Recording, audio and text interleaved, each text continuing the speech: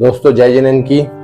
मैं आपका दोस्त कपिल जैन, कपिल इलेक्ट्रिकल छिंदवाड़ा मध्य प्रदेश से। दोस्तों छिंदवाड़ा में बहुत बड़ा आज आयोजन हो रहा है जिसको हम बोलते हैं पंच कल्याणक महोत्सव। ये 5 दिनों का होता है। इसमें 5 कल्याणक होते हैं।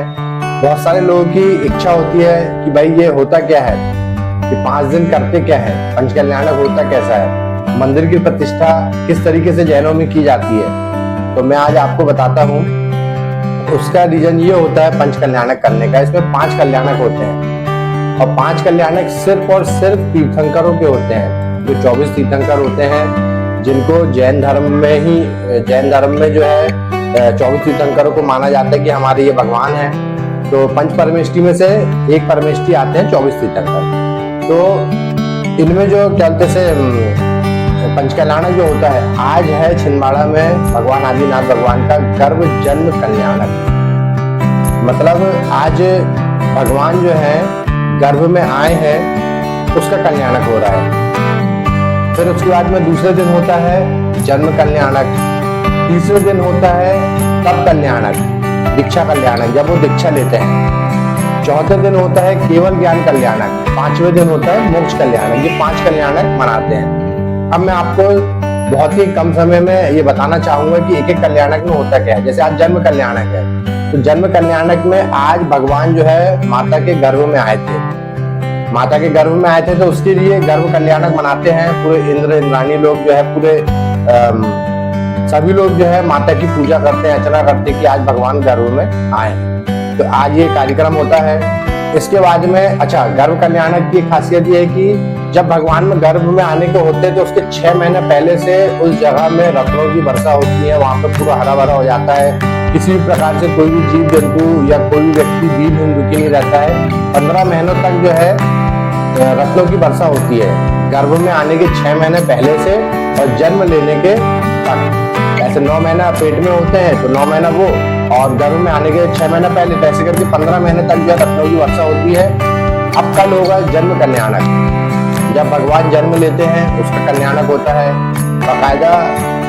भगवान जब जन्म लेंगे तो इंद्राणी आके जो है भगवान को अपने साथ लेके जाएंगी और सुमेरु पर्वत में ले जाके उनका अभिषेक करते हैं।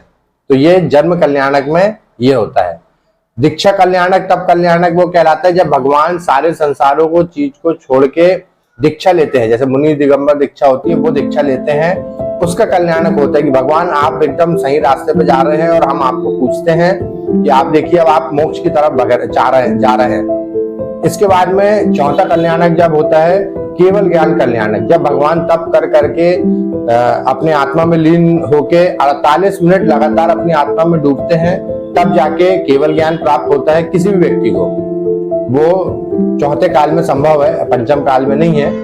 लेकिन 48 मिनट अपनी आत्मा में भगवान डूबते हैं और उनको केवल ज्ञान हो जाता है। फिर उनको 3 लोक की 3 परिस्थितियों की सारी चीजें एक समय में ज्ञात हो जाती है कि कहाँ क्या हो रहा है क्या नहीं हो रहा। फिर वो मौन धारण कर लेते, कुछ बोलते नहीं है, उनकी ध्वनि खिरती है। तो ये होता है चौथा कल्याणक केवल ज्ञान कल्याणक। फिर उसके बाद में जब अपने 8 कर्मों का क्षय कर लेते हैं, जैसे आयु होती है, नाम गोत्र कुल, ये सब चीजों का क्षय कर लेते हैं, तो 8 कर्मों का क्षय करके 4 घातिया 4 अघातिया, ये 8 कर्मों का क्षय करते हैं। तो जब समय आ जाता है कि हाँ भैया अब इनकी आयु पूरी है, फिर उनको मोक्ष सिद्ध शिला में जाके वो विराजमान हो जाते हैं। तो 5वें कल्याणक में मोक्ष कल्याणक मनाते हैं कि वो सिद्ध शिला में जाके विराजमान हो जाते हैं। तो दोस्तों वो सिद्ध शिला में जब विराजमान होते हैं तो उसको मोक्ष कल्याणक कहते हैं।